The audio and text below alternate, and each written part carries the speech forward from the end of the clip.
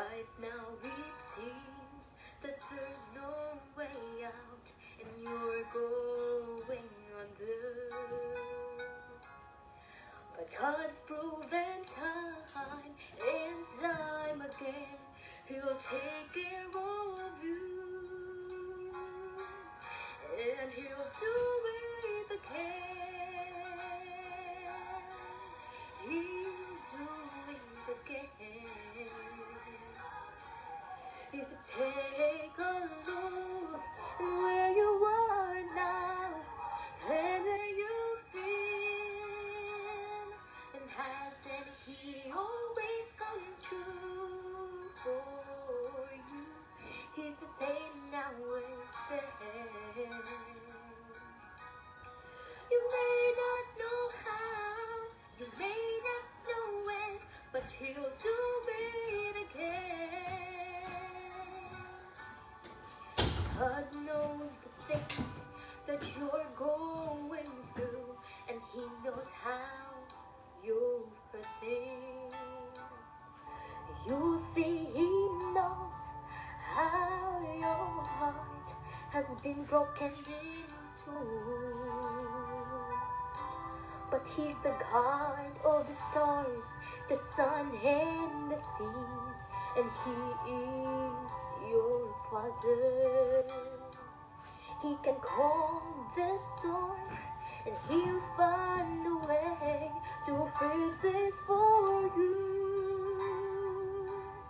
And He'll do it again. He'll do it again.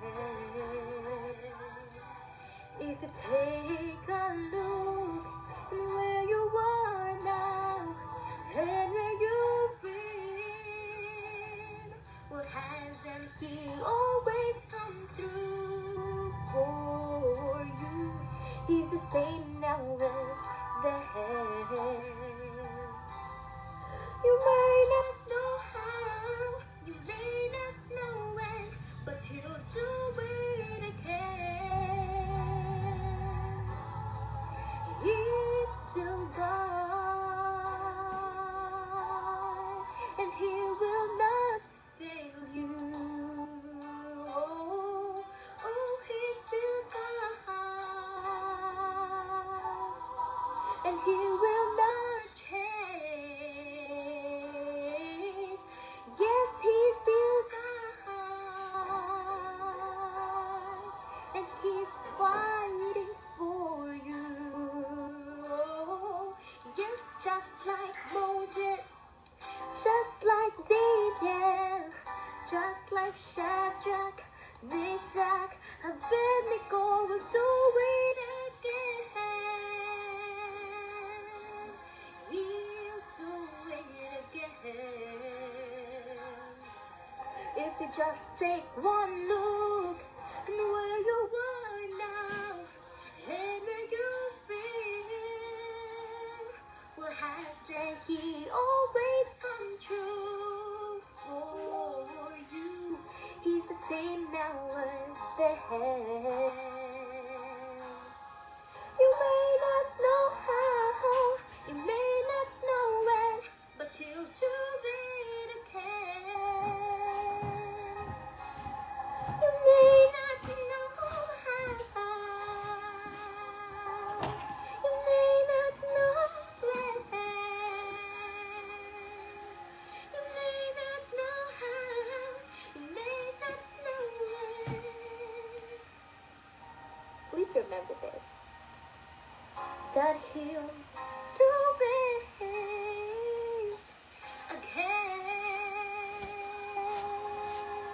He'll do it again. Thank you so much. Always remember that God is true to His promise, and He will never leave your side. Thank you.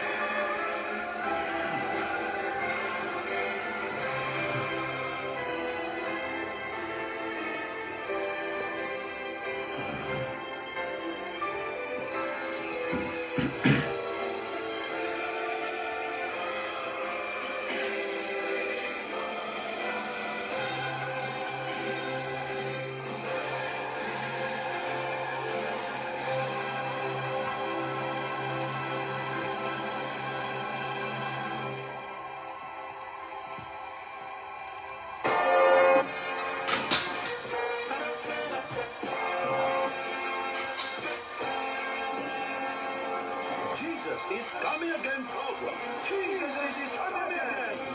Program. Jesus ay darating at di magluluwat siya'y darating. Kaibigan, kumanda kang siya ay salubong. Jesus is coming again program. Inyong makakasama at mapapakinggan ang kilala ng tagapagsalita sa ating Jesus is coming again program. Evangelist Cesar Diaz Giso Jr.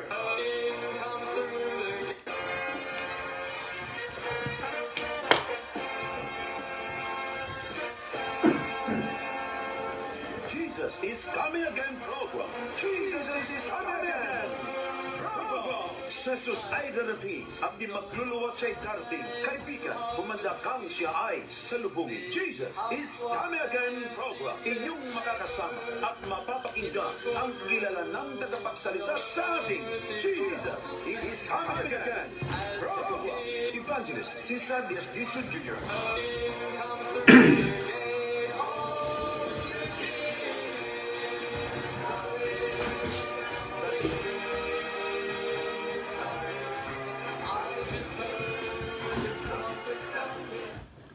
Magandang umaga, tanghali, hapon o gabi sa lahat ng ating mga kapatid at mga kaibigan na nanonood po sa ating Jesus is Coming Again Ministry. Sa inyo pong lahat, mahal ko mga kapatid, ako po'y bumabati ng isang napakagandang umaga na pagbati sa bawat isa po sa inyo na nanonood po sa ating pong programa ngayon, sa ating pong Jesus is Coming Again Ministry. Isa pong bagay mga kapatid na akin pong pinasasalamatan sa dakila pong Panginoon na tayo po ay pinagpapala ng ganitong oras at pagkakataon na magkakasakasama. Sa akin lang mga kapatid ay hindi po gawang biro na tayo po ay gumigising ng madaling araw, alas 4 dito, para po mga kapatid makapag-share sa inyo ng mga salita ng Panginoon at maipadala po ang pabalita ng kaligtasan sa mga tao, sa bawat isa na kung saan ay nakikinig ng ating pong programa ngayon. Sa ikalalakas ng lahat ng mga Seventh-day Adventist Church members at sa lahat po ng mga kapatiran na kung saan ay mananaliksik mga kaibayo sa pananampalataya ng salita ng dakilang Panginoon. Welcome po kayo mga kapatid. Alright, may mga ilan pa akong nakita dito mga kapatid. Sana naman ay hindi ko nakaligtaan ng iba. Andito po ngayon, akin po nakikita si Sister Sara Lachica watching, sabi niya. Marie Rina, okay. Jen Camo. Then Marie, okay. Asusa Tolentino. Francine Tolentino. And then, binabati din po natin si William Ambalong. Edison Ray. Okay. Stephanie Paluwagan. Okay. Sa Jeddah. Jeddah naman ito siya, no? Wow, Sister, God bless you. Then, si Nani Pabrikila Rabino. Okay. Iler Ortez. Tito Magtagad. At lahat po ng ating mga kapatid, bagamat di ko po nababasa ang lahat ng pangalan, welcome po kayo mga kapatid.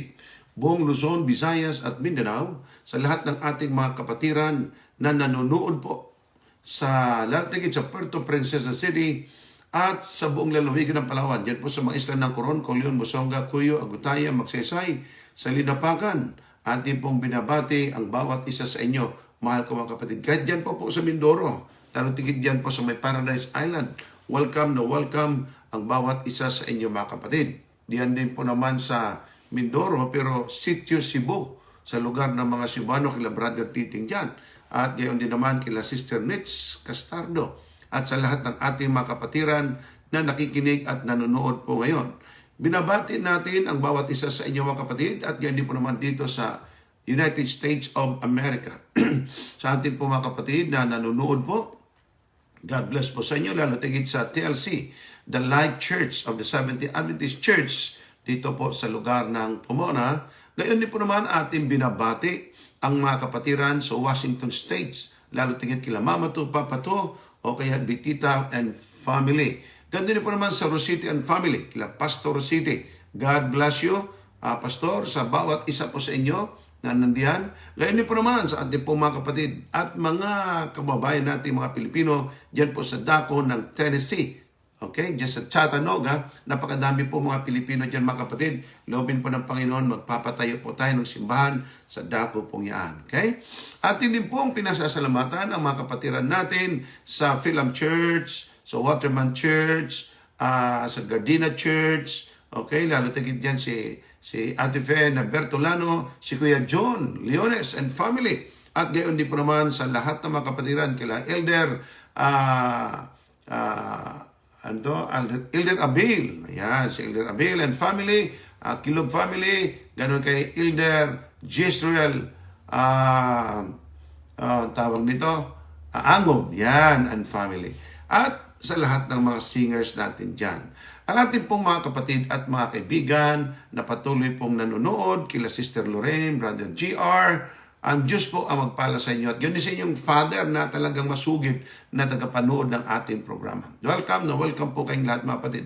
At sa lahat ng mga kapatiran na patuloy pong sumusubaybay sa ating programa. Si Brother Roberto Luza Ganti Jr. is watching sa atin din po ngayon. Atin pong binabati ang bawat isa sa inyo mga kapatid at ang Diyos po magpala sa inyong lahat. Welma A. Kadaig, ayan, is watching din po naman. Share din po mga kapatid ang ating pong programa ito sa ating pong mga kapatid at mga kaibigan at tayo po ay magpapatuloy sa ating programa po sa unahan. Tayo po ay mananalangin.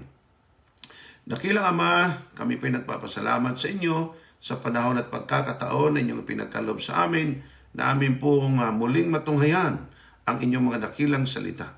Muli nawan nyo kami pagpalayat gabayan at amin pong manawaan ang inyong mga salita na kung saan ay magbigay sa amin ng buhay at kalakasan. Ang lahat pang ito ay aming pinasasalamatan sa pangalan ng aming Panginoong Jesus. Amen. Amen. Okay mga kapatid, akin mo na pong ipakita sa inyo ang isa pong awitin na ito po mga kapatid ay papuri at pasasalamat natin sa ating dakilang Panginoon sa patuloy po niyang pagpapala sa bawat isa sa atin. Okay, sandali lang mga kapatid ha. Atin pong titinan ito at atin pong ibigay ito sa pangalan ng Panginoon ang awitin pong ito mga kapatid. Okay? Atin pong hanapin sandali. Atin pong titingnan. Okay? Alright. Nandito po mga kapatid. Pasensya na po kayo kasi ako na po mga kapatid yung operator. Ako pa yung speaker. Ganun lang. Ito po mga kapatid ang awitin na gusto ko pong i-share sa inyo. Napaganda po ang awit pong ito. Okay?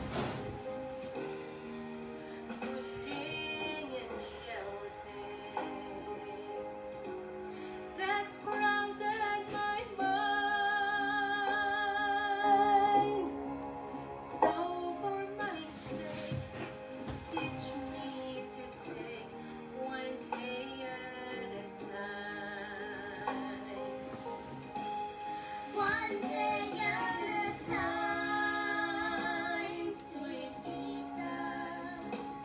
That's all I'm asking from you. Just give me the strength to do every day what I have to do. Yesterday's gone, sweet Jesus, and tomorrow may never be mine. Lord, help me today, show me the way, one day at a time. One day at a time, sweet Jesus. That's all I'm asking from you. Just give me the strength to do every day what I have to do. Yesterday's gone, sweet Jesus, and tomorrow may never be mine. Lord, help me today, show me the way, one day at a time. Lord, help me today, show me the way, one day at a time.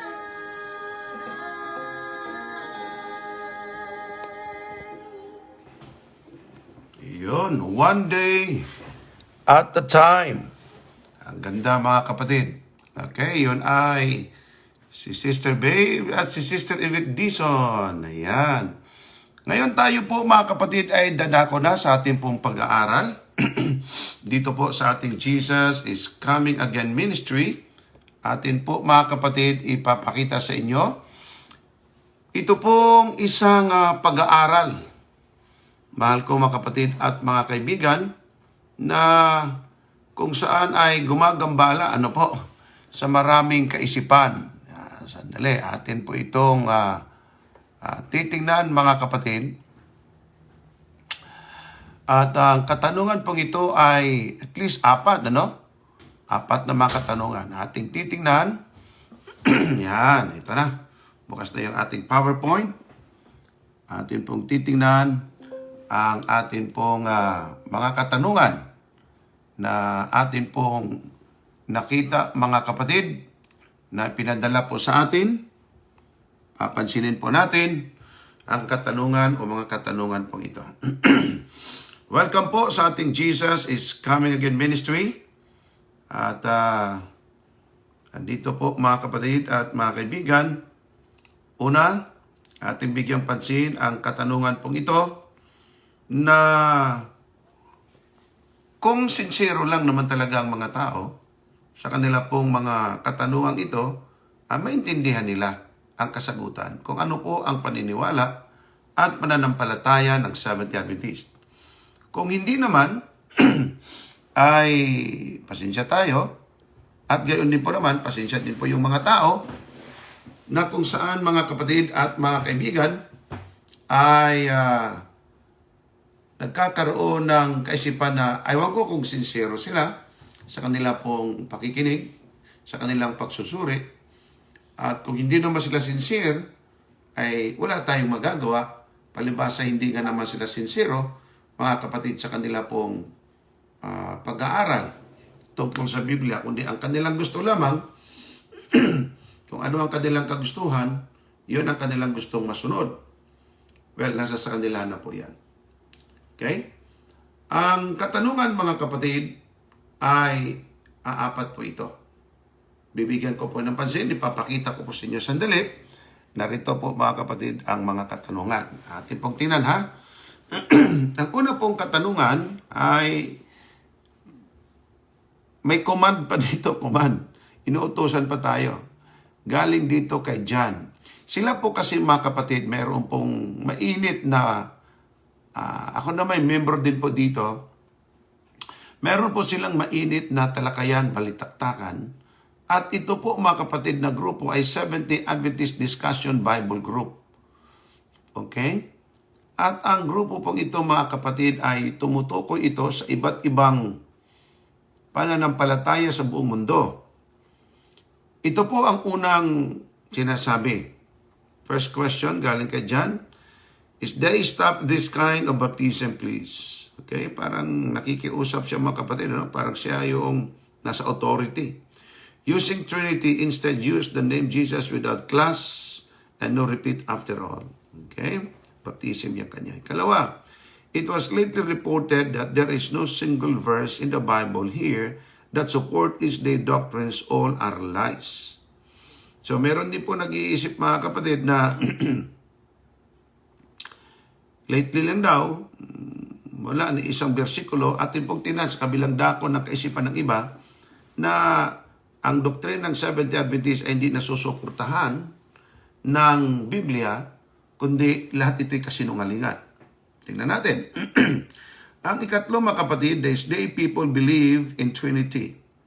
Is there any a single verse mentioning a word about Trinity? Show me is day. Okay? At hindi pong sasagutin niya. Ang ikaapat ay is day should focus on Jesus Christ, not on Sabbath. Ang unang katanungan, mga kapatid, atin pong bigyan pansin, ito pong katanungan o kaya mensahe, these day people believe in Trinity. Is there even a single verse mentioning a word about Trinity? Show me is day. Now, mga kapatid, ito pong masabi ko sa inyo. Marami pong mga tao na sila po ay nag-iisip na pagka mabasa ang word na Trinity sa Biblia, maniniwala na sila. Ang iba naman, pagka meron silang mabasa at talagang kanilang mapatunayan, mag-Adventist na sila. Well, mga kapatid, sabihan ko po kayo, dapat ang katotohanan hindi lamang sa mabasa, kundi tinatanggap. Kasi ang dami kayang nakabasa ng baboy hindi pwedeng kainin kasi karumaldumal. Pero kumakain pa rin. Sila po mga kapatid ay nakakabasa pero hindi konbertido ang mga puso. Ito ang katotohanan, ito yung nakakalungkot, pero mga kapatid nangyayari. Nagaganap sa ating pong kapanahunan ngayon. Nandiyan naman talaga ang Sabat. Dusi-dusi ng mga bersikulo.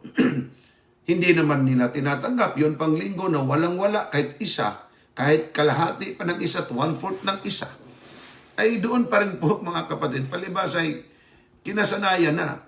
Wala itong pinagkaiba doon po sa mga tao na kung saan ay manlalasing, umiinom ng alak. Tinasabihan mo na huwag ng alak, gawa ng masama sa kanyang katawan. Ang isasagot lang sa'yo, bakit? Pera mo ba? Yan. Kalawa, matagal na akong nang manginginom, di pa naman ako patay. Matagal na akong nanigarilyo, di pa rin ako patay. Pero kung malapit ng mamatay at nagkakasakit na ng cancer, sasabihan naman ng mga anak, tigil niya paninigarilyo, masama. Ano namang sabi ng mga anak? Ikaw nga, di tumigil, kami pa. Hindi maputol yang ganyang klaseng mga pangangatiran, mga kapatid. Tulad nito, meron po ba daw isang talata man lang sa Biblia, mababasa ang word for word na Trinity. Mga kapatid, ang word na Trinity, hindi lang sa mabasa, kundi may kahulugan. Ang ibig sabihin ng Trinity, isang Diyos sa 3 persona. Paano ba natin ipaliwanag yan? Una sa lahat, hindi mo na kailangan ipaliwanag. Nandyan sa Biblia, sinabi ng Biblia, tanggapin natin na may unawa. Ngayon, mabasa po ba? Ating tingnan mga kapatid. Ito po, mahal ko mga kapatid, ay katanungan din po at hamon ng isang apostolic Pentecostal. Sa Biblia, walang Trinity na isang talata, wala kang mababasa. Kung meron mang magpapabinyag ako sa SD, dapat ang mga aral ay biblical. Paano masabing biblical kung di mababasa? Yan po yung isang apostolic mga kapatid. Church one is, ano po? Hindi daw mababasa sa Biblia, word for word ang tinatawag na Trinity. At kung mabasa daw, magpabinyag siya. Wala itong pinagkaiba sa katanungang atin po talagang binabantayan, mga kapatid. Well, akin pong pakita sa inyong versikulong, meron naman din talaga. Ito po, mga kapatid, ay mabasa natin sa Revelation chapter 7 verse 10 sa Amplified Bible. Pakinggan po ninyo. And in a loud voice, they cried out, saying, Salvation belongs to our God, who is seated on the throne, and to the Lamb. Our salvation is the Trinity's to give, and to God the Trinity we owe our deliverance. Ayan, makita mo word for word. Trinity. Dalawang bisis pa binanggit. Na ngayon, ang tanong, palibasa ay mabasa naman, so maniniwala ka na. Well, thank you kung ikay maniniwala, at kung di ka naman maniniwala, nasa sayo yan. Kasi merong taong nagsabi sa akin, mabasa ba word for word Sabado sa Biblia? Kasi kung mabasa daw, magpapabinyag siya. Binasahan ko. Palusot na naman siya. Hindi, gawa-gawa lang ninyo yan. Di ako maniwala niyan. Kita mo, meron ding isa nagsasabi, magpatuli ako uli kung mabasa mo word for word na ang baboy di pwedeng kainin sa Biblia. Nung binasa ko, sabi niya, hindi, gawa-gawa lang yung mga Sabadista yan. Hindi rin nagpapabinyag. Anyway, hindi naman ako after na sila'y magpabinyag. Ang katotohanan niyan, ayaw ko silang magpabinyag. Bakit? Kung magpabinyag yan, mga kapatid, mag-backslide din po yan. Bakit naman?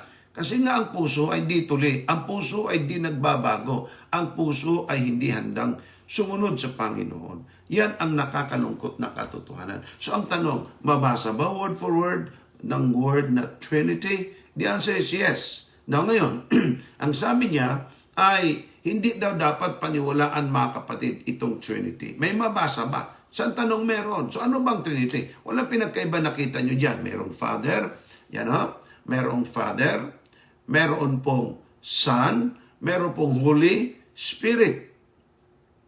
So makita niyo po sa gitna, God. Kaya ang tanong, ilan bang Diyos? Isa lang. Na kumakatawan sa Ama, sa Anak, at Banal Espiritu. Para bang ganito? Meron bang family? Yes. Ano ang compose ng family? My father, my mother, my child. Sa gitna, nandyan yung word na family.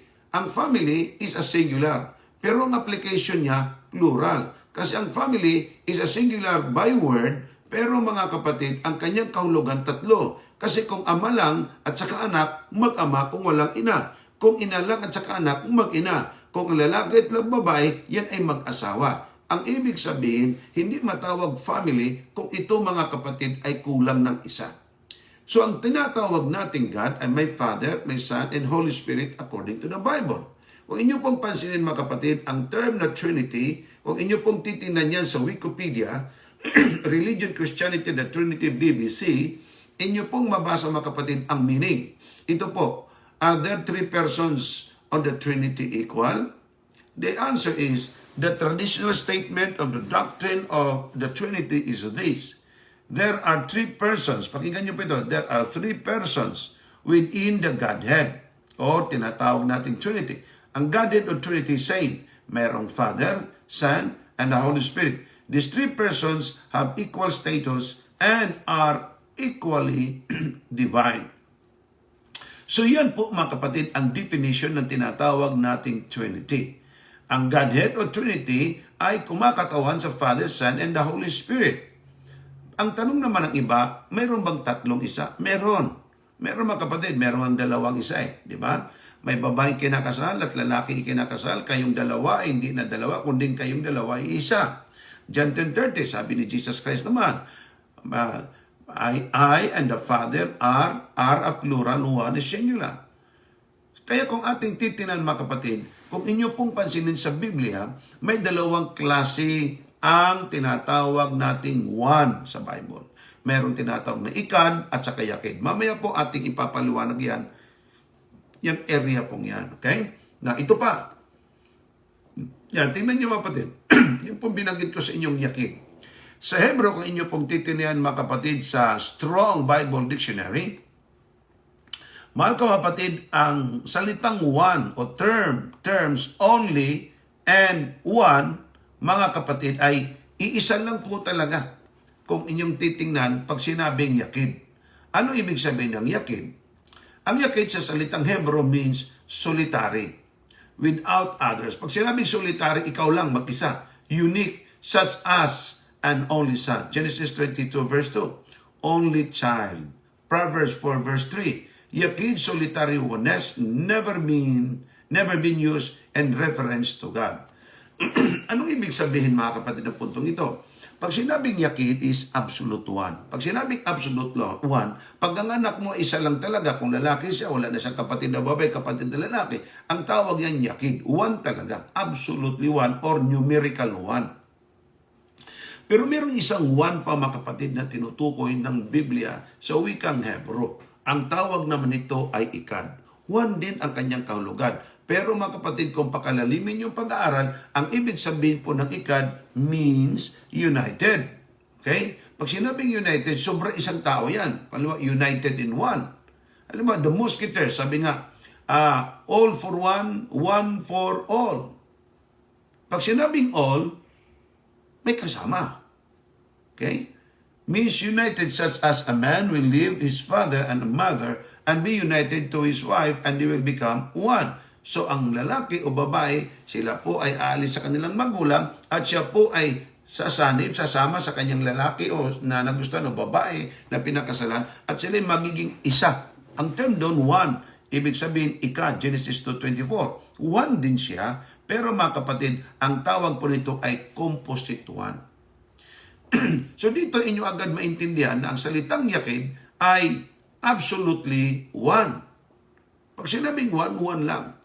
Ang ikad naman ay composite one. Ibig sabihin collective, altogether, cohesive, unified.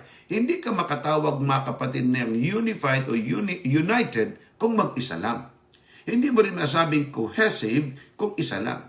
Hindi mo rin matawag altogether na everybody, all together, please stand. Pag sinabing all together, all lahat. Pero hindi lang isang tumayo. Collective. Pag sinabing collect, pag magkukulik ka isa, damputin mo na lang yung isa lang. Kinukulik mo, marami kang kinukulik na shells. Kinukulik na uri-uri ng pera. Kinukulik na iba't ibang klaseng laruan. Kinukulik mo ang iba't ibang klaseng pagkain. So, ibig sabihin, hindi lang isa. Yakid is one. Ikad is one. Pero may meaning sila. Yakid is absolute one or numerical one. Ang ikad, one is composite one. Para ba tinatawag na, again, Luzon, Visayas at Mindanao. Tatlong malalaking isla pero belongs to one country.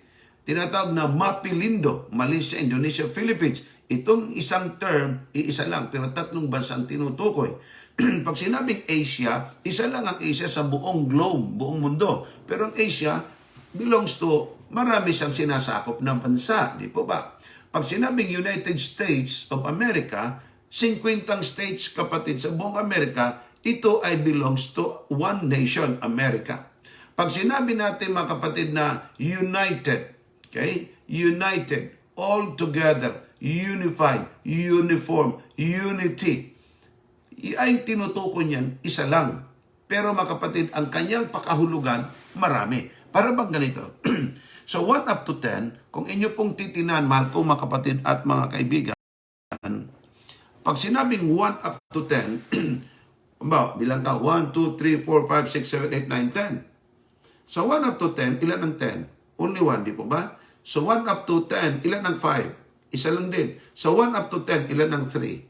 1. So 1 up to 10, ilan ang 1? 1. Ang 1 is 1. Ang 2 is 2, but 1. 1 up to 10, isa lang din ang 3 sa 1 up to 10. Correct po ba? But in a power of 3. Okay? So 1 up to 10 o 1 up to 100, isa lang ang 100. Kasi kung dalawa natin, 200. Pero ang 100 peso, hindi 1 peso. Kaya nga tinawag 100 pesos, mga kapatid, sapagkat hindi lang po isa o nag-iisa.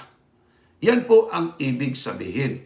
So pag sinabi natin 3, there is only one number 3. And yet in a power of 3, 1, 2, 3, kaya nga tinawag 3. Pero pagka kayo bibigyan ng tulad ng 1 plus 1 plus 1, sabi nga nung debate ko 1 plus 1 plus 1 equals 1. Sabi ko naman times mo, 1 times 1 times 1 equals 1. Pag sinabing 1 plus 1 plus 1 equals 3, ibig sabihin, ang answer mo ay 3, yet your answer is not 2. is not 5. Your answer is 3, pero ang 3 na yan, number 3, ang ibibigay sa inyo is only 1, 3. Kaya kung inyong titinan mga kapatid, napakahalaga pong maintindihan ninyo ang bagay pong ito. Sa Tagalog, sinabi nga po ng John 10:30, ako at ang Ama ay isa. Di ba? Sa English pa, my Father and I are one. Ang tawag po nun ikad, hindi yakid. Now, sa Biblia naman, pag sinasabi natin isa tulad ng ang lalaki at babae, hiwalay sa magulang, ito mga kapatid, tinatawag naman po nating one din siya, pero ikad. Pag sinabing ikad, unified, unity. Dalawa, nagkaisa. Tulad ni Kristo, ako at ang Ama ay iisa. Di po ba? Ako at ang Ama ay iisa. Lalaki at babae ay iisa. Bagamat literally dalawa. Pero ang term na ginamit ay one. Kailan kasi yung term na one, ang iba po din na naintindihan. Saan ka makita ng one na 3 pala? Saan ka makita ng one na 4 pala? Kita mo yan mga kapatid? Ay, tulad ng ganyan, 12 disciples. Ang salitang 12 mga kapatid ay ang salitang 12 ay ikad. Di po ba? Ilan bang bilang ng 12 disciples? 12, kaya nga tinawag 12 eh. Pero ang 12 kapatid is only 1. Di po ba? 12. Pagka 13 sila, kasama ni Jesus 13. The word 13 is one word. Yet the application is plural. Kaya kung yung titinan mga kapatid, ang iba kasi, ang iba nalilito kasi hindi nga kasi nila tinatanggap yung term ng Bible. Aywan ko lang kung mahirap ba ito intindihin. Kasi sa intindi ko lang mapatid, hindi naman mahirap eh. Hindi naman mahirap intindihin. Pero meron pong ibang mga tao hirap na 1 plus 1 plus 1 equals 1. Ang intindi kasi nila pag sinabing 1, 1 lang talaga. Tama naman din yon kasi ang tawag nun ay absolute 1 o numerical 1. Yakid. Pero mga kapatid, meron din pong 1 siya tulad ng association ng mga nagmumotorsiklo, association ng mga tricycle, association ng mga elders, ng mga deacons, ng mga pastors. Tulad dito sa amin mga kapatid, mayroon kami association ng mga chaplains. So ang word na association is singular. But the application is plural kasi hindi lang naman ako nag-isang chaplain. Mayroong associations ng mga doktor. Pag sinabing associations of churches, ang isang church, maraming membro. Pag association of churches, maraming churches. And yet the word is association. Magkakasakasama. Yan ang association, federation, okay? Yung tinatawag nating unity, unified, cohesive. Yung tinatawag natin mga kapatid na nagkakaisa. Kung sa Tagalog pa, o kaya sa term natin sa military, pag sinabi nating platoon, isa lang ang platoon. Okay? Pero maraming membro dyan. Pag sinabing company, hindi pwedeng presidente lang. Nag-company ka pa, ikaw lang din presidente mag-isa. Meron kang mga tao sa logistic, sa secretarial, siguro sa marketing, siguro ang iba pa kung ito man ay company mga kapatid ng sasakyan, may gumagawa, may nag-aayos, may nagre-repair, may naglilinis, may nagtitinting, at iba pa, company nga eh. Pero ang word na company is singular, yet the application is plural. Kaya nga ang tinatawag na Trinity is only one, and yet composed of 3, the Father, the Son, and the Holy Spirit. Kaya sabi nga ni Jesus Christ, go and preach, baptizing them in the name, hindi names. Okay? Singular. Baptizing them in the name of the Father, the Son, and of the Son, and of the Holy Spirit. Napansin niyo po ba mga kapatid? Ang salitang binyagan sila in the name of the Father, tapos inulit, and of the Son, and of the Holy Spirit. Tatlong magkaibabang distinctive yan na sinasabi sa atin ng kasulatan. Hindi lang yun mga kapatid. Binabanggit din po sa atin kahit sa prayer ni Jesus Christ sa John 17 verse 21 na sinabi po ni Jesus Christ mga kapatid na upang silang lahat ay maging isa. Kita niyo mga kapatid, sa John 17 verse 21, ipakita ko po sa inyo para inyo pong mapansin ang versikulo pong ito. Tingnan niyo po mga kapatid. Ang sabi niya, upang silang lahat ay maging isa na gaya mo, Ama, sa akin at ako'y sa iyo, na sila na may sumaatin upang ang sanglibutan ay sumampalataya na ako'y sinugo mo. Yung salitang isa dyan mga kapatid, yung kulay yellow dyan, ang tawag niyan kung inyo pong titingnan niya sa Greek and Hebrew dictionary, ang term na ginamit dyan ay ikad. Ibig sabihin ng ikad, hindi yakid. Ikad, it means, hindi numerical 1, hindi absolute 1, One din siya, pero ang tawag niyan, mahal kong mga kapatid at mga kaibigan, ay hindi lang nag-iisa. Ang tawag niyan, composite one. Halimbawa, Matthew 28:19, Go therefore and make disciples of all nations, baptizing them in the name, tingnan niyo po ha, in the name of the Father, and the name of the Son, and of the Holy Spirit. Hindi ba naman ninyo matanggap yan yung salitang Father, Son, and Holy Spirit? Nandyan yan sa Bible eh. Kung hindi nyo matanggap yan, kung kayo pang tama, di mali ang Panginoong Hesus. Ito, 2 Corinthians 13:14, the grace of the Lord Jesus Christ and the love of God and the communion of the Holy Spirit be with you all. Amen. Nandiyan din ang tatlo. Sabi din sa 1 Corinthians 12:4-6, now there are diversities of gifts. Yung salitang gifts, kapatid, singular, di po ba? Pero ang application niya plural kasi may S. Gifts, but only one word, gifts. But the same Spirit. There are difference of ministries. Ang salitang ministries is singular word. Yet the word ministries, it means plural, but only one word. But the same Lord Jesus Christ, and there are diversities of activities, but the same God, which is God the Father. So, nandyan ang Father, Son, and Holy Spirit. Di po ba? Ito pa, John 14:26, but the Helper, the Holy Spirit of the Father will send in my name. So, nandyan ang Holy Spirit, God the Father, nandyan ang Jesus Christ. Sa Luke 3:22, and the Holy Spirit descended upon him, Jesus. So, ang Banal Espiritu ay dumapo kay Jesus. So, dalawa na. Dumapo at dinapuan. In bodily form like a dove, and a voice came out of heaven, you are my Father. So kung nyo makita mga kapatid, nandyan ang Holy Spirit, nandyan si Jesus Christ, nandyan po ang Father.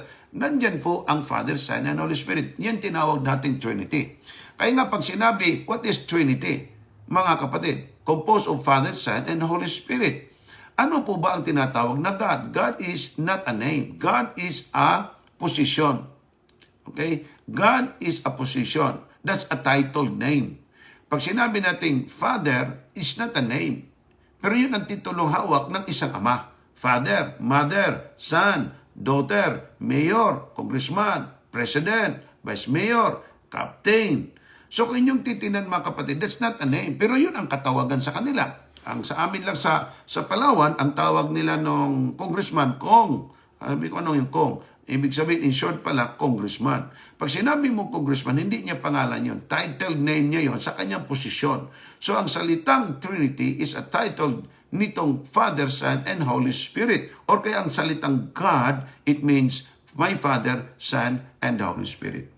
So, nandyan mga kapatid, yung mga talatang yan, yan po, lahat na yan ay tumutukoy sa Ama, Anak, at Banal na Espiritu. Sa Acts chapter 1 verse 4, binanggit din po dyan si Jesus, ang Father, at saka Holy Spirit. Sa Acts 2 verse 33, therefore having been exalted to the right hand of God, and having received from the Father the promise of the Holy Spirit, Jesus has poured forth these words of the Holy Spirit. Okay? So dito makita natin mga kapatid, ang Father, Son, and Holy Spirit. Ewan ko, mahirap ba intindihin yan? Gusto ba talaga ninyo ang mabasa lang, Father? Meron ding argumento ng iba. Mabasa ba na si Jesus Christ ay God? Mabasa. Mabasa ba natin ang Holy Spirit ay God? Mabasa. Mabasa ba natin ang Father ay God? Mabasa. Mas lalo na yan. Ibig sabihin, tatlo na ba ang Diyos? Isa lang ang Diyos. Again mga kapatid, ang salitang Diyos ay hindi po yan kapatid pangalan. Per se, like si San Dizon. That is a title name. Okay? Pag sinabing title name, ang pangalan kong ito, titulo ko ito. Pag sinabing God, composes of Father, Son, and the Holy Spirit. Kahit pa po sa Old Testament, mga kapatid, makita niyo, no? Isaiah 43:13 at 16. Tingnan niyo po, mga kapatid, nandito yung Trinity. Tingnan mo. Pasahin niyo po, gamitin na po natin common sense.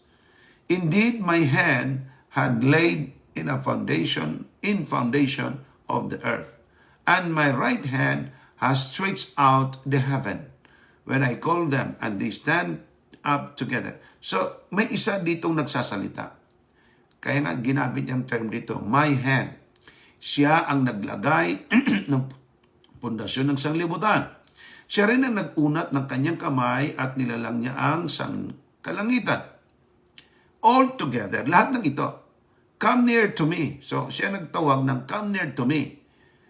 Hear this, I have not spoken in secret from the beginning. So, singular pa rin dito ang nagsasalita, no? From the time that I was there. So, buhat ng panimula, nandoon na siya. Sinong nagsalita dito, mga kapatid? Yung first person. Pero tingnan niyo, mga kapatid. After that, tinatag semicolon. Ang sabi dito, and now, meron na siyang tinutukoy ngayon, no? And now, the God. So, meron na siyang tinutukoy. And His Spirit. Meron siyang binanggiting Spirit. Have sent me. Yung me, yun yung nagsulat na nagsabi na, siya yung may sabi, no, na, I have laid the foundation of the earth. Pero yung have sent me, ang nagpadala sa akin yung Holy Spirit, itong Spirit, kasi capital S yan, tumutukoy yun sa Holy Spirit, Spirit, and tinatawag na God, which is God the Father. So nandyan, kapatid, ang God the Father, the Holy Spirit, at send me, which is Jesus Christ, inyo po yung mabasa sa Biblia, at nagiging tao nga si Jesus Christ. Dito ating makita yung pagiging co-equal nila. Walang panimula, walang gitna, walang katapusan. Hindi sila nilalang, kundi sila ang manlalalang. Sabi ng iba, ay di ba mabasa sa Biblia na si Jesus Christ ay nilalang? Hindi siya nilalang bilang Diyos, kundi nilalang siya at ginawa siya bilang manliligtas o tagapagligtas ng tao sa sanglibutan. Mayroon siyang tinatawag na mission sa sanglibutan ito. Di lang po yan, mga kapatid. Inyo pong pansinin sa Genesis chapter 1 verse 1. In the beginning, God created the heaven and the earth. Ang God na yan sa Hebrew, tinawag Elohim. Ang salitang Elohim, plural. Bakit, mga kapatid? Pag sinabing El, it means God. Eloah, singular. Elohim, yan ay at least dalawa. Elohim, more than one. Ibig sabihin, mga kapatid, ang salitang God, kung inyo pong titingnan yan, mahal kong mga kapatid, sa Strong Hebrew and Greek Dictionary, ang God na yan, mahal ko mga kapatid at mga kaibigan, na translate sa salitang Elohim. Ang Elohim, ito yung meaning. Tingnan nyo ha, ang meaning ng Elohim, kapatid. Ang Elohim means God. Pero ang meaning ng God na ito means plural. Kita nyo po? Ang God ay hindi lang nag-iisa. May kasama siya. Kasi kung salitain natin ang salitang God o Diyos kung sa atin, ang nasa utak agad natin, isa lang. Pero ang salitang God, kung kunin mo talaga sa original, ang tawag niyan ay Elohim. Elohim. Ibig sabihin ng salitang Elohim or God sa English, plural yan. Pero ang intindi natin pag sinabing God, isa lang agad. Okay? Elohim means plural. In the ordinary sense, but especially used in the plural, thus, especially with the article of the Supreme God, occasionally applied by the way of difference to magistrates. So ito'y binanggit sa King James Version ng 2,601 times. So ang salitang God, ibig sabihin, hindi lang isa, may kasama, plural. Kaya nga sinabi ng Panginoon, at lalangin natin ang tao ayon sa ating. Ang natin at ating is plural. At nung nagkasala ang tao, mga kapatid, ang sabi ng Diyos, at tayo bumaba at gulin natin ang kanyang wika. Pag sinabing tayo bumaba, hindi siya mag-isa. Mayroon siyang kausap at may kasama siyang bumaba. Ang Ama, Anak, at ang Holy Spirit, mga kapatid, mapansin po nyo dito. Okay, ang Trinidad, nandiyan ang Father, Son, and Holy Spirit. Sa Revelation 1:19 verse 6, ang Ama ay tinawag na makapangyarihan sa lahat. Ang Son naman, Hebrew 1 verse 3, tinawag makapangyarihan sa lahat. Ang Holy Spirit tinawag sa Luke 1 verse 35 na makapangyarihan sa lahat. Nandiyan po ang mga talata. Ang Ama tinawag makapangyarihan sa lahat, nakaalam ng lahat, nasa lahat ng dako, walang hanggan. Ganon din ang sa Anak, ganon din sa Holy Spirit, ganon din ang Ama. Kaya nga ang tawag sa kanila equal. Ang kanilang lakas, ang kanila pong lakas, ang kanila pong likas, I would say, attributes nila, it was demonstrated by Jesus Christ in a complete equality. Okay? Hindi lang po yun. Ang Ama ay tinawag na Diyos, tinawag na Lord, tinawag na God, tinawag mo na tagapagligtas, tinawag ding truth and life. Tinawag ang Ama, nandiyan po yung mga bersikulo. Ang Son naman ay tinawag din ng ganon. Ang Holy Spirit ay tinawag din ng ganon. Now, kung inyo pong titinan ang mga gawa ng Diyos, tulad ng ang Diyos, mga kapatid, ay creator, ang Ama ay creator. Tapos, naglalang muli, recreation. Ang Father tinawag ding light and guidance. Ang Ama ay tinawag indwelling, naninira sa iba't ibang dako. Ang capacity niyan, ang kakayanang niyan, ay makita mo rin sa Son and Holy Spirit, nandyan ang mga talata. So kung ano ang Ama, kung ano ang Anak, kung ano ang Holy Spirit, magkapareho lang sila. Tingnan po natin. Ang Ama ay tumanggap ng papuri, pasasalamat, pagsamba, at pagiging masunurin ng tao at ng mga angels. Father received worship, obedience as God. Ganon din po ang Son receives worship and obedience. Ang Holy Spirit receive worship and obedience din naman. Kaya kung inyong titinan, mga kapatid, walang pinagkaiba ang Ama, Anak, at ang Espiritu Santo. Na kung inyong pong titingnan, yung pong sinasabing this day people believe in Trinity, is there even a single verse mentioning a word about Trinity? Show me. Kaya mga kapatid, kung atin pong titingnan, dito, atin pong mapansin na may mabasa naman talaga. Hindi lang mabasa ang word na Trinity, kundi ipinaliwanag sa atin ng Biblia ang Trinity. Sana naman naging malinaw po ito sa inyo. Lalo tigit doon sa mga former Adventist din naman, na bandang uli, sila na rin ang tumatanggi na walang Ama, Anak at Espiritu Santo, kundi Diyos Ama lang. Meron naman Pentecostal ones na si Jesus Christ ay siya na rin Ama, siya na rin ang Holy Spirit. Meron namang iba tulad ng Iglesia ni Cristo, Manalo, na ang kanilang pinaniwalaan ang Ama lamang, hindi na pinaniwalaan ang Anak bilang Diyos. Meron namang iba, yung tinatawag na naniniwala lang sa Holy Spirit. Ang Holy Spirit kasi siya na rin ang Ama, siya na rin ang Anak. Kumbaga kanya-kanya na lang sila ng banat, kanya-kanya na lang sila mga kapatid na hugot, kanya-kanya na lang po sila ng pili, kung anong kanilang gusto. Ang tama mga kapatid, huwag tayong mamili. Kung anong sinabi ng Biblia, doon tayo. Bakit? Tayo ay biblical people. Bible-based tayo. Alright, tayo, naging malinaw po sa inyo yan. Atin pong tunguin mga kapatid. Ang ikalawang katanungan, dalawang punto na atin pong bigyan pansin is they should focus on Jesus Christ, not Sabbath. Kung ang taong ito ay laging nanonood sa ating vlog, mga kapatid, laging nanonood sa ating discussion, ang taong ito ay hindi talaga nakakaintindi or ayaw lang talagang umintindi. Paano ka makapag-focus? Tandaan nyo, ang kaligtasan ay na kay Jesus Christ. The salvation is always and it will always gonna be always in Christ. Nothing more, nothing less. Salvation is only through Jesus Christ. So tinanggap natin siyang tagapagligtas, siya yung ating Panginoon, siya yung ating malalalang, He is everything. Now, yung pinaniniwalaan at nag-focus ka kay Jesus Christ, walang masama doon. Tanggap natin yun, 100%. Yun naman talaga eh. Pero itong sinabi ni Jesus Christ, na iyong focus, kung ako'y inyong iniibig, ay tutuparin ninyong aking mga utos.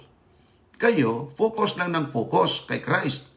Pero yung Christ na pinufokusan nyo, hindi yan mga kapatid na walang sinasabi. May sinasabi yan, may inuutos yan siya. Kaya ang sabi niya, kung focus mo si Kristo, sundin mo ang kanyang utos. Kayo naman, kay Kristo lang, walang utos. Kayo naniwala kay Kristo, lumalabag kay Kristo. Kayo naniwala kay Kristo, hindi sinusunod ng Kristo. Si Kristo ang inyong focus, pero ang kanyang inuutos, hindi nyo rin sinusunod. Anong klaseng focus yan? Ang tawag niyan, may word din focus, kailang de-focus, na wala sa focus. Ang tama niyan mga kapatid, kung focus din si Kristo, di naintindihan niyo yung sinasabi niya, mahal ba niyo yung si Kristo? Yes. Sabi niya, pa rin mong aking mga utos. Hindi po pwede mga kapatid na tayo naniwala lamang kay Kristo pagkatapos hindi na natin sinusunod ang Kristo. Naniniwala na kay Kristo, pero ang Kristo nilalabag naman. O, ikaw pang may sabi na Seventh Adventist should not focus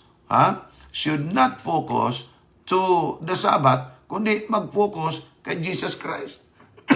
You know, they should. It's a command. This is a mandatory, directive to. Hindi ito supplicatory command. This is really a mandatory command. They should. You don't have a choice. You should focus on Jesus Christ, not Sabbath. Okay. Focus tayo kay Jesus Christ. Titig ka na lang, tutok ka na lang ng tutok doon kay Kristo. Na ngayon, si Kristo ay Parang ginawa mo na lang estatwa. Si Kristo is alive. Si Kristo ay may inuutos. Para bang ganito, nakatutok ko na lang kay tatay mo, pero tandaan mo si tatay mo, nag-utos din sa'yo. Ano yung utos tatay mo? Magsaing ka na, maglaba ka na, maghugas ka ng plato, maglinis ng bahay. Sa'yo, hindi po, nanampalataya ako sa iyo, tay. Anak, maghugas ng plato. Ayoko maghugas ng plato, tay, pero naniwala ikaw aking tatay. Anak, magsibak ng kahoy, kailangan natin. Hindi ako magsisibak. Pero niwala ko ikaw aking tatay. Kung lagi, baka masampal ka ng tatay mo kung lagi kang nagsasabi ng ganyan. Nakatutok naman ako sa itay Nakafocus yung aking mga mata. Para yung nabasa kong libro, mga kapatid, sabi ng tatay. Bantayan mo yung yung palayan natin. Baka darating yung mga maya. Dapat yung mata mo, huwag papunta-punta kung saan-saan. Nakafocus sa ating palayan. Okay?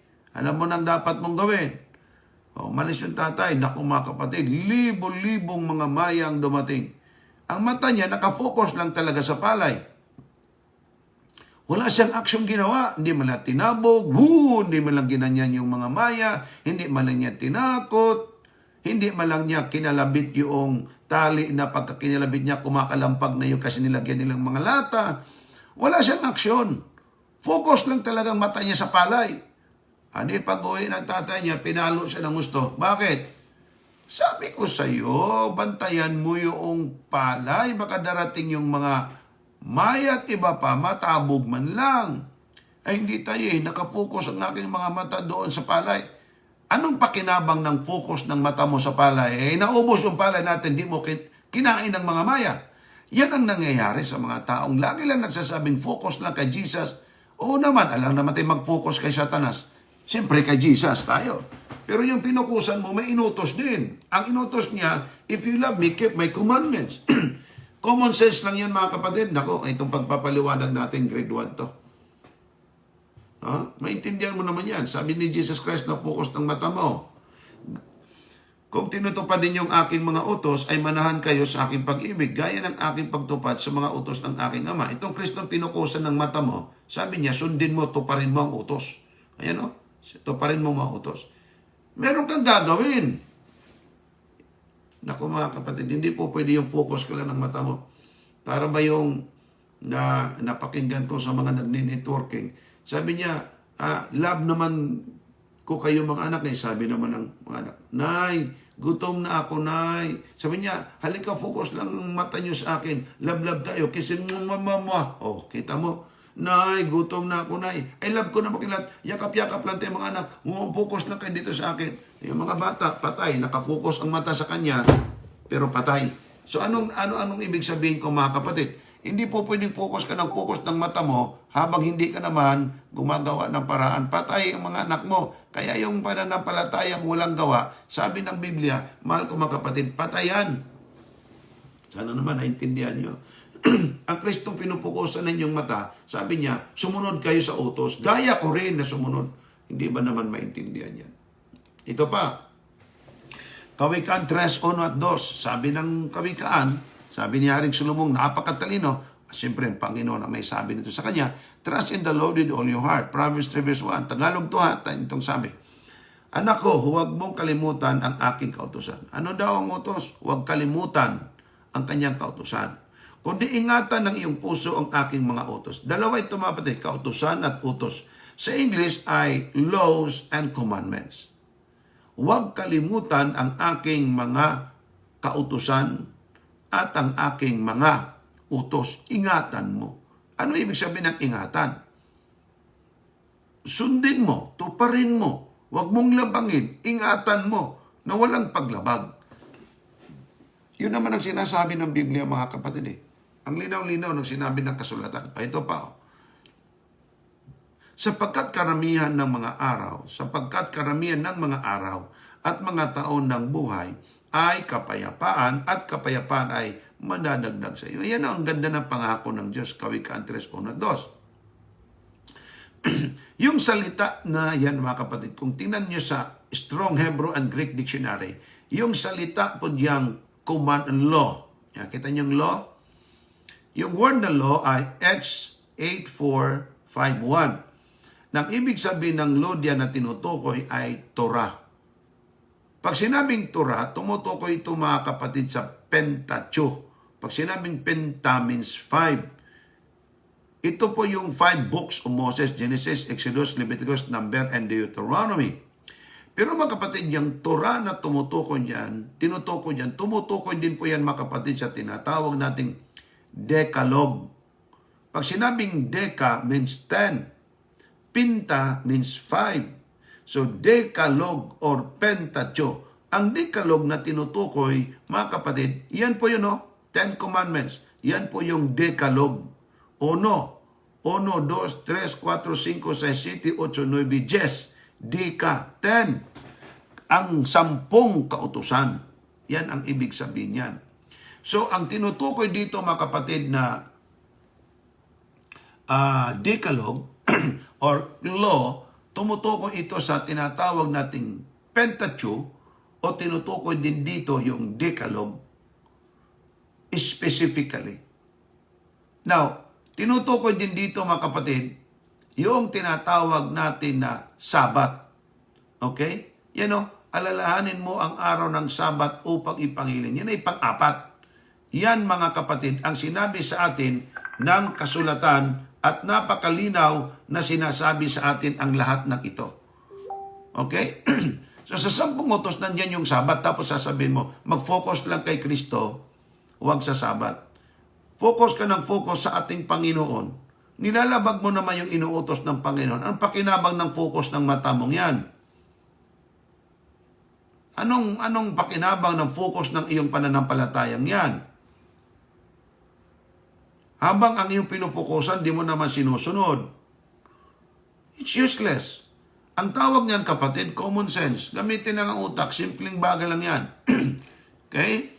So yung commandments na yan, tinutukoy din dyan mga kapatid, sa commandments na yan ay mestva. Anong ibig sabihin ng mestva or commandments na tinutukoy diyan?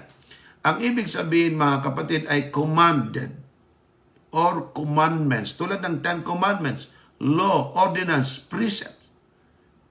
Ang linaw Kaya nga ang sabi mga kapatid, ang araw ng Sabat, ito sa 7 araw, ito yung special ng Diyos Bakit? Ang Diyos nagpahinga, pinagpala, pinakabanal. Ang alin? 7 araw. Yung linggo, unang araw yan. Kaya balik-balik rin mo pa yung kalendaryo mo, diksyonaryo mo, ang linggo, unang araw yan.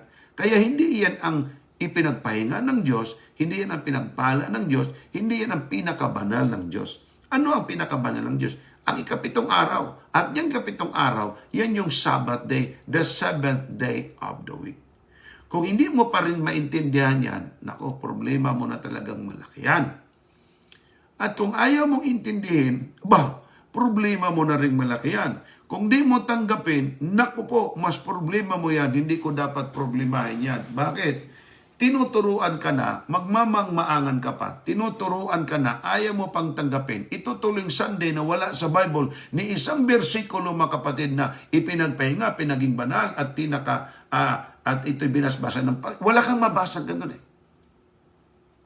Sabat lang, 7 araw. Yan mga kapatid. So ang sabi dito sa Kawikaan 3:1 at 2, anak ko, huwag mong kalimutan ang aking kautusan, kundi ingatan ng iyong puso ang aking mga utos. Kaya mga kapatid, sa English pa, ito pagkasabi, my son, forget not my law. Ang sabi niya, forget not my law, but let thine heart keep my commandments. Di ba mga kapatid, napakagandang panawagan ng Diyos? Ang bait ng Diyos Sabi niya, my son. So while ka man, ang Diyos nakiusap pa rin. Mayroong counsel ang Panginoon. Forget not my law, kasi maraming mga tao ngayon kinakalimutan na. Anong sabi ng iba? Kalimutan na ninyo yung Sabat na yan. Ito, kalinaw, sinabi ng Panginoon, huwag kalimutan. Huwag kalimutan, huwag pabayaan. Bakit? God commanded it. He said so. So mga kapatid, dapat sundin. Siya nagpahinga. Siya po, mga kapatid, ay pinagpalang araw nito at pinakabanal, at yan ay nasa kanyang kautusan. At anong sabi ng Apostol Pablo tungkol sa kautusan? Galatia 3:17-19, God's promise to save through faith, and God wrote this promise down and signed it, could not be cancelled or changed when God gave the 10 commandments. Ang commandments ng Diyos could not be concealed. The commandments of God could not be changed. At yan ang 10 mga utos, sinabi ng Diyos, hindi pwedeng palitan. Ang sabi nga ni Kristo, ba't niyo ako tinatawag Panginoon? Hindi naman niyo sinusunod ang aking mga inuutos. Mga kapatid, nagtataka lang talaga ako sa marami. Mahal daw nila ang Panginoon, sinusunod nila ang Panginoon, nilalabag naman. Say by grace daw sila, suwail naman. Sila daw ay may pananampalataya niya. Tinatanggihan naman ng Kristo ang kanyang mga pinag-uutos. Ang ating point dito, mga kapatid, balanse. Huwag naman yung tupad ng utos, di mo naman kilala ang Kristo. Ang una, Kristo kilalanin mo, sampalatayanan mo, tanggapin mo, linisin ka, patawarin ka, ikaw'y kanyang ililigtas. After that, ikay nalinisan na, tulad kay Maria. Sabi niya, Maria, malinis ka na, pinatawad ka na. Ang sabi niya, go and sin no more. Ibig sabihin, huwag ka nang bumalik sa dati mong buhay. Kung dati mong buhay ay tagapaglabag ka at lumalabag ka ng kautusan, this time, not anymore.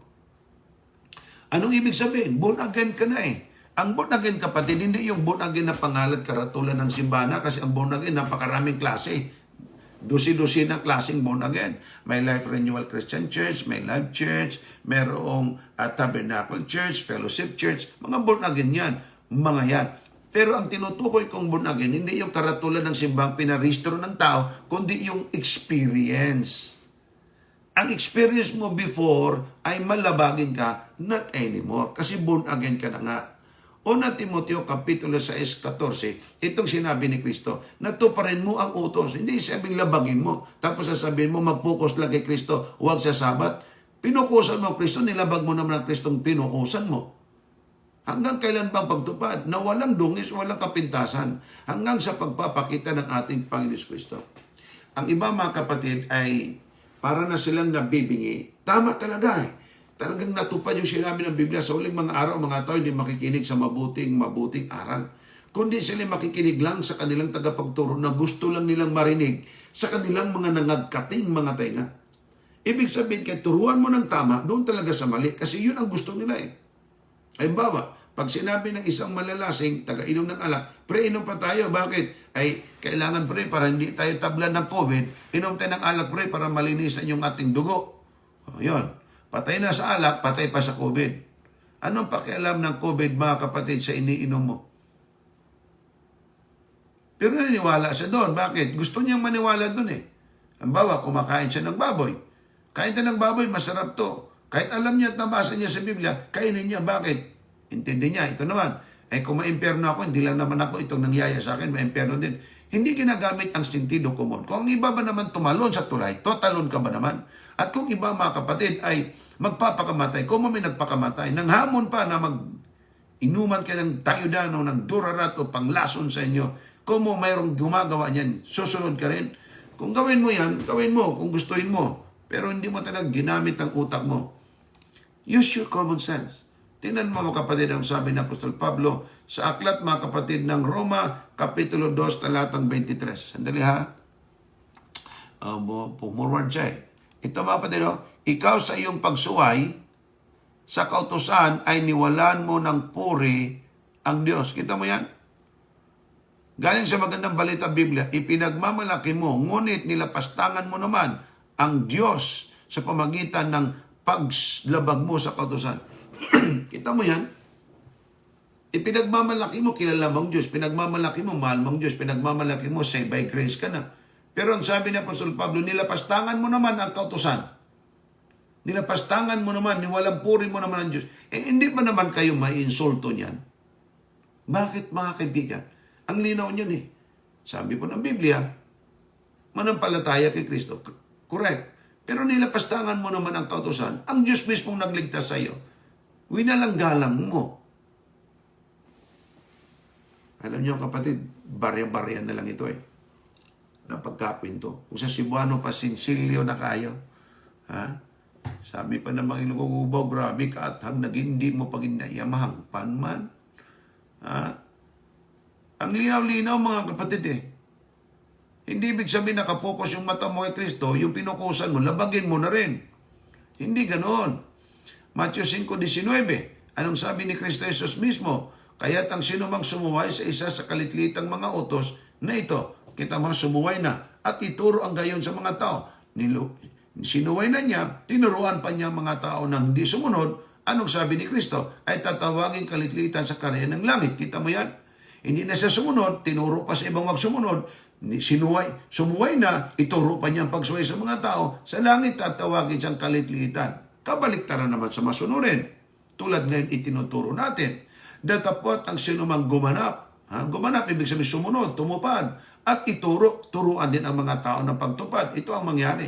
Ito'y tatawaging dakila sa karyan ng langit. Dito makita mo dalawang klase. Isang taong sumuway, nagturo pa ng pagsuway sa mga utos ng Diyos. Ang isa naman, masunurin sa utos, nagturo din naman ng pagkamato pa rin sa utos ng Diyos. Dito ating makita mga kapatid at mga kaibigan, ang pagkaiba ng dalawang ito. Isa'y masunurin, ang isa hindi naman. Tanong, saan ka ba dito? 1 Juan 2:4, ang nagsasabing nakilala ko siya at hindi tumutupad ng kanyang mga utos ay sinungaling at ang katotohanan ay wala sa kanya. Di ba ang linaw? Ikaw, angkin ka ng angkin, kilala mo ang Kristo, tinanggap mo ang Kristo, siya ang tagapagligtas mo. Pero pagdating sa pagtupad sa kanyang mga utos, sabi dito, datapwat, hindi naman, ngunit hindi naman tumutupad. Sinungaling yung nag-aangking yan. Bawa, pastor ka, nagsisirmon ka, tinanggap mo ang Kristo, mahal mo ang Kristo. Ganon din sinabi mo sa mga membro mo. Pero pagdating sa pagsunod, di mo naman ipinapasunod. Bagkos kabaliktaran pa. Wala na yung utos. Luma na yan. Sa Israel lang yan. Isipin mo, ang pagsunod sa utos, mga Israel lang yan. Pagdating sa kaligtasan, kasali tayo dyan.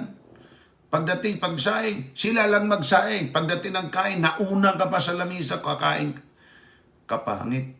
Hindi po ba? Sana naman naintindihan niyo po yan mga kapatid. Itong sinabi ng Diyos na iyong pinanangaligan. Deuteronomio 4:13. At kanyang ipinahayag sa inyo ang kanyang tipan na kanyang inutos sa inyong ganapin sa makatuwid bagay ang 10 utos. Ganapin yan mga kapatid. Diyos ang nagsulat niyan sa 2 tapyas na bato. At ang atin pong dakilang si Abraham. Sa Genesis 26 verse 5. Ito ang nangyari nanampalataya ito sa Diyos kaya nga father of faith ito siya Ligtas sa biyaya to nabiyayaan yan kasi ang biyaya hindi lang sa bagong tipan, sa lumang tipan din. Ito ang sinabi, sapagkat sinunod ni Abraham. Anong sinunod ni Abraham? Ang aking tinig, 1. At ginanap ang aking bilin, 2. Ang aking mga utos, 3. Ang aking mga palatuntunan, 4. At ang aking mga kautusan. Si Abraham mananampalataya? Yes. Sumunod ba si Abraham? Yes. Sumunod ba sa kautusan? Yes. Sumunod ba sa utos? Yes. Sumunod ba sa Diyos? Yes. Sumunod ba sa tinig ng Diyos? Yes. Sumunod ba sa bilin ng Diyos? Yes. Sumunod ba sa palatuntunan ng Diyos? Yes. Naligtas biya? Yes. Nanampalataya sa Diyos? Yes. Ikaw, nanampalataya? Yes. Sumunod sa utos? No. Tanggap mo ba na ikaligtas biya? Yes. Sumusunod ka ba sa pinag-uutos ng Diyos? No. Ikaw ba'y nanampalataya kay Kristo? Yes. Sumusunod ka ba sa kautusan ni Kristo? No. Anong klaseng mananampalataya ka? Mag-isip ka. Kaligtasan mo yan. Itong dapat ituro pa nga. Sabi ng Diyos, ituro to. Ezekiel 44:23. At kanilang ituturo. Ang root word ng ituturo, turo. At kanilang ituturo sa aking bayan ang pagkakaiba ng banal at ng karaniwan at ipakilala nila sa kanila ang malinis at marumi. Ituro ito. Itong malinis at marumi, hindi lahat ng kinakain ng tao tama. Hindi lahat ng kinakain ng tao ay tama. At hindi lang katungkol sa batas ng kalusugan ang dapat sundin, kapatid, kaibigan. Sa talata pong 24, ito naman po ang sinabi sa atin ng kasulatan. Pakinggan po nyo ng maigi Ating basahin ng 24. At kanilang iingatan ng aking mga kautusan. Ituro ito na dapat ingatan ng mga kautusan. At ang aking mga palatuntunan sa lahat kong takdang kapistahan. At kanilang ipangilin ang aking mga sabat. Di po bang linaw? Sundin yung batas pagkalusugan. Sundin ninyong kautusan ng Diyos. At ipanghilin ang araw ng sabat. Yan ang inutos ng Diyos. Yan ang dapat ituro. Yan ang nasa Biblia. Ang problema ng mga kapatid, hindi ito sinusunod ng mga tao. Pero nanampalataya. Kaya sabi nila, they should focus on Jesus Christ, not Sabbath. Alam nyo kapatid, itong focus on Jesus Christ, masyado itong minamaliit ng mga tao, masyado itong naaabuso. Focus lang kay Jesus Christ, huwag na sa kautusan. Focus lang kay Jesus Christ, kahit kumain ka na karumulun. Focus ka lang kay Jesus Christ, kahit linggo ka. Focus ka lang kay Jesus, kahit labagin mo ang Sabado. Focus ka lang kay Jesus, kahit labagin mo ang utos niya. Focus ka lang kay Jesus, kahit hindi mo siya sundin. Basta focus ka lang kay Jesus, pambira kayo. Ang ginagawa nyo, inaabuso nyo yung Diyos. Inaabuso nyo yung pag-ibig at pagpapahinuhod ng Diyos. Darating ang panahon, kapatid, talagang mayroong paghahatol. So sana po, naging malinaw po yan mga kapatid sa inyo. Ang kasunod naman, is they stop this kind of baptism, please, using Trinity. Itong taong ito, nakikiusap sa kanyang mali. Alam nyo mga kapatid, may isang unggoy, nabasa ko ito sa isang maliit na libro. May isang unggoy mga kapatid, sa ibabaw ng kahoy, nakita niya sa ibaba, sa ilog, kasi baba ilog may isang isda na sa kanyang unawa nangingisay.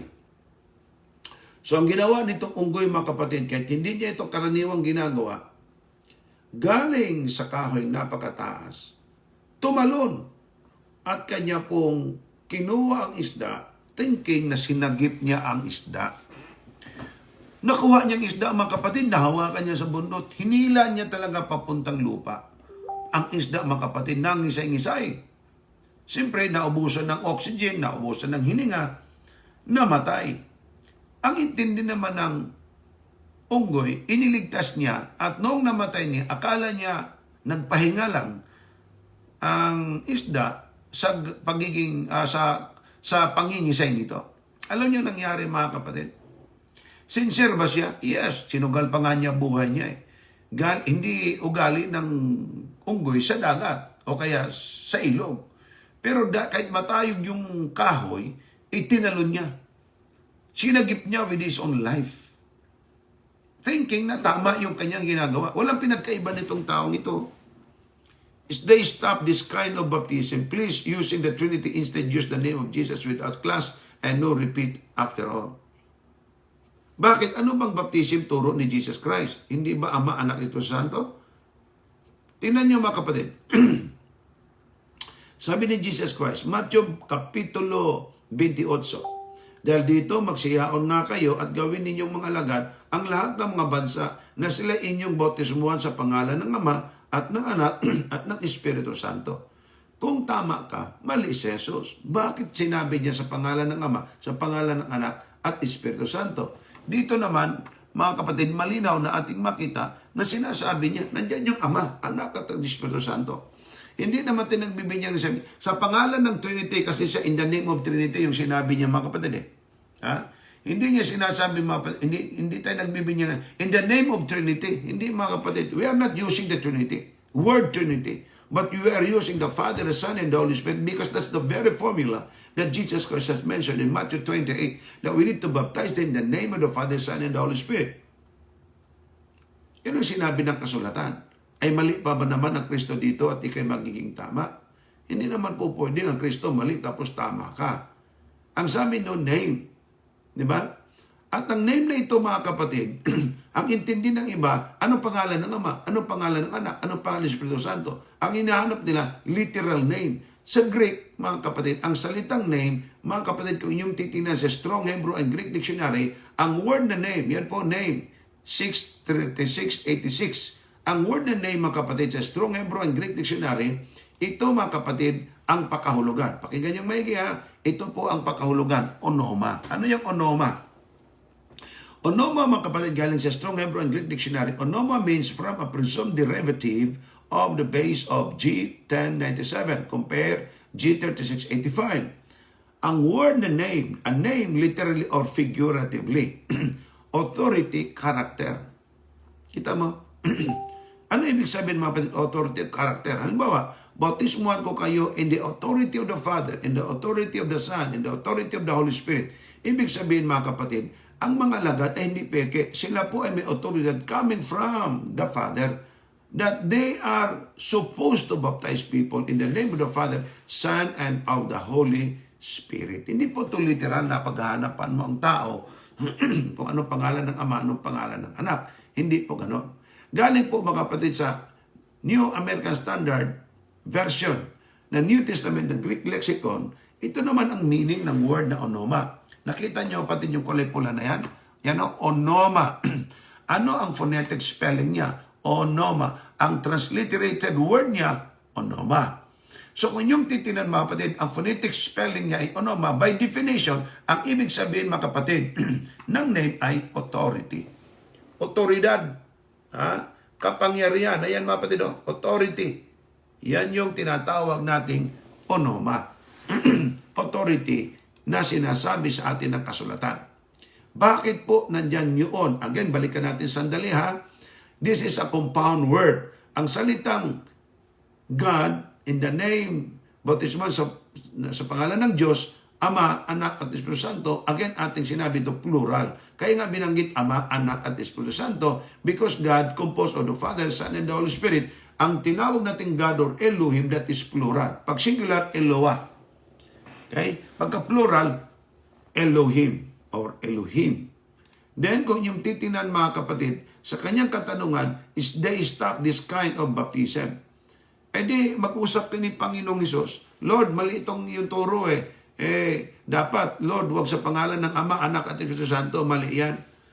Doon ka na makiusap sa Panginoon at sabihin mo, Panginoon, mali yata turo mo. Bakit? Bakit naman, Panginoon, sa pangalan ng Ama, Anak at Espiritu Santo? Lecturean mo ang Panginoong Hesus kung gusto mo.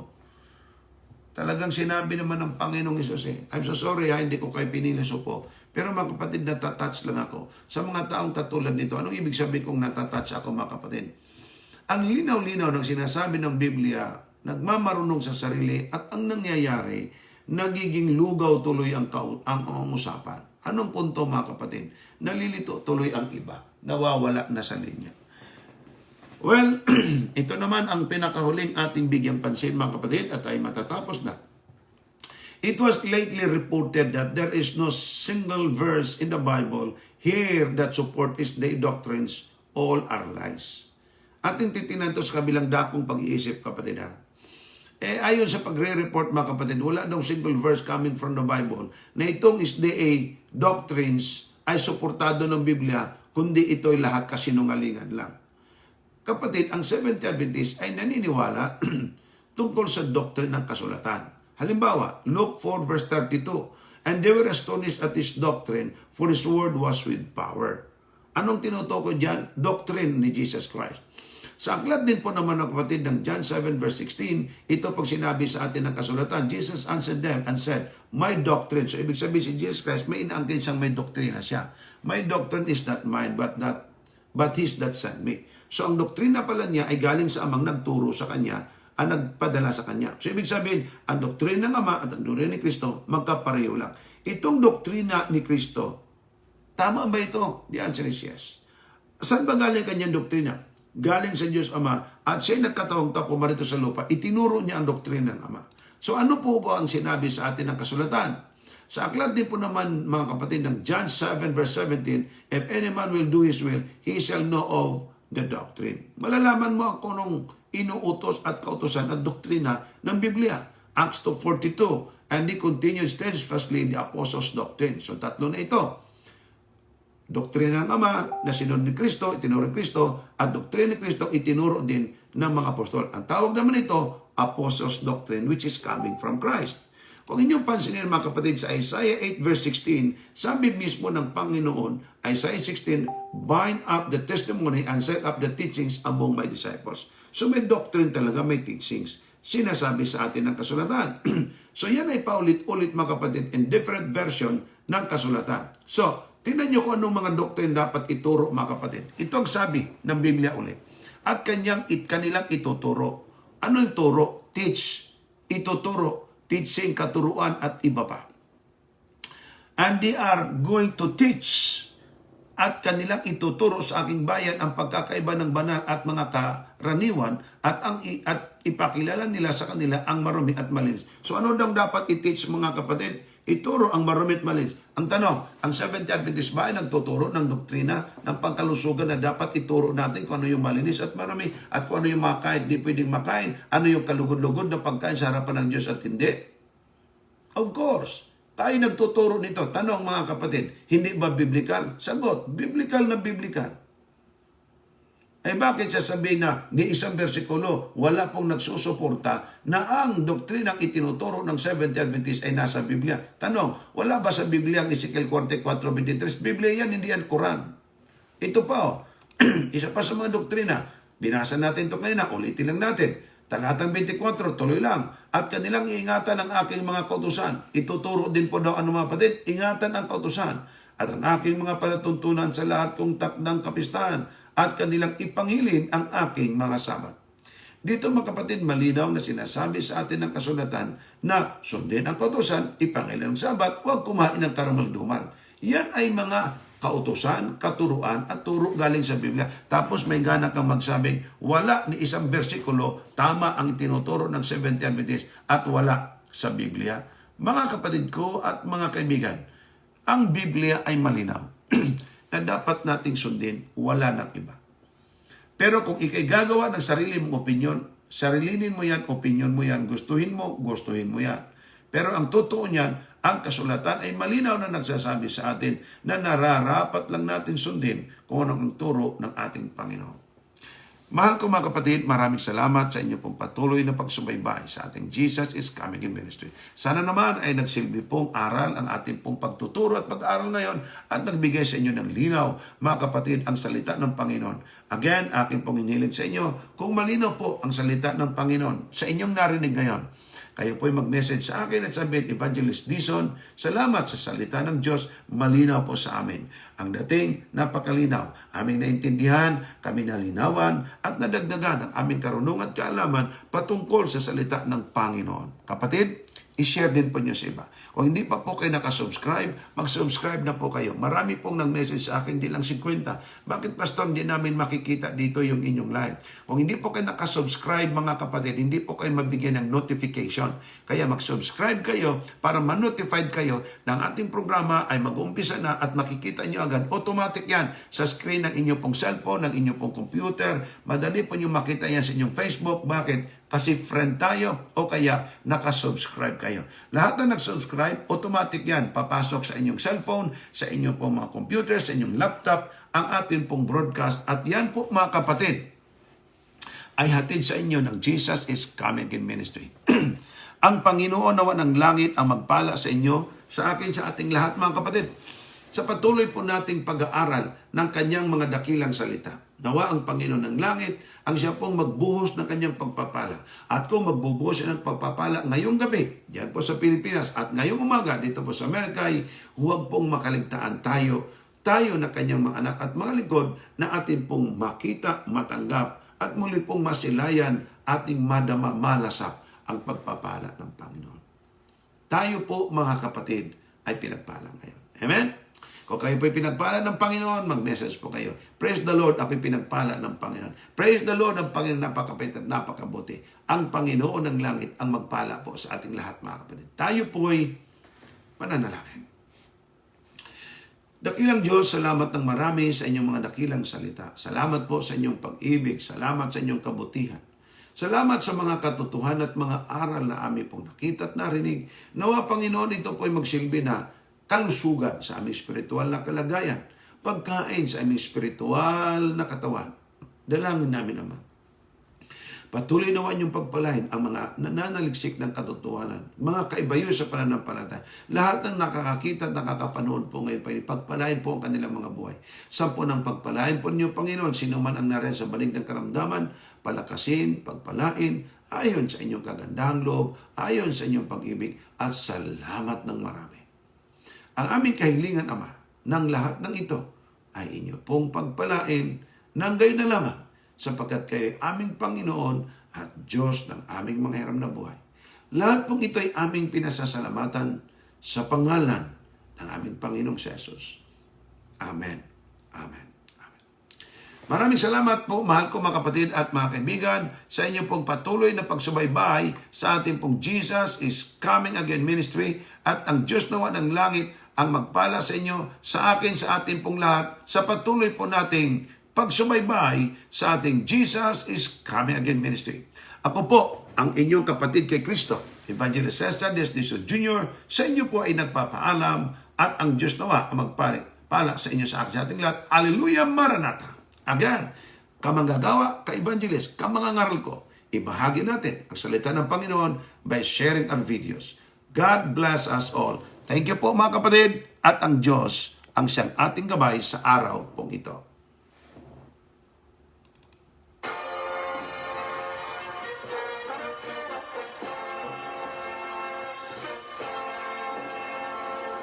Jesus is Coming Again program. Jesus is Coming Again program. Jesus ay darati at di magluluwat siya'y darating. Kaibigan, humanda kang siya ay salubungin. Jesus is Coming Again program. Inyong makakasama at mapapakinggan ang kilalanang tagapagsalita sa ating Jesus is Coming Again program.